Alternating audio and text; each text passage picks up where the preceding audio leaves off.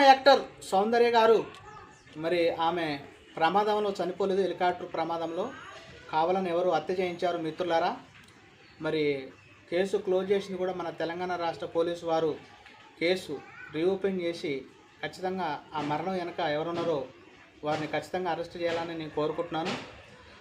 ఏదో ఒక రాగం పిలిచింది వేళ నాలో నిదురించే గతమంతా కదిలేలా.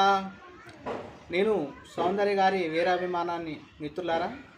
మరి అలాగే ఆమె ఆస్తి 6 ఎకరాలు హైదరాబాదులో ఇప్పుడు ఎవరి దగ్గర ఉంది?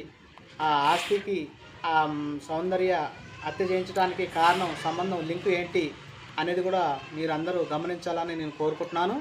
అలాగే సినిమా యాక్టర్ సౌందర్య గారి బయోగ్రఫీ కూడా నేను తీయాలని, ఆమె నిజ జీవితాన్ని కూడా సినిమాలాగా తీసి జనాలకు చూపించాలని సినిమా చేసి మరి మహానటి సావిత్రి గారు సినిమా యాక్టరు మహానటి సావిత్రి గారిది సినిమా ఎలాగా చేశారో మహానటి సినిమా, అలాగా మన సౌందర్య గారిది కూడా బయోపిక్ సినిమా తీయాలని కోరుకుంటున్నాను.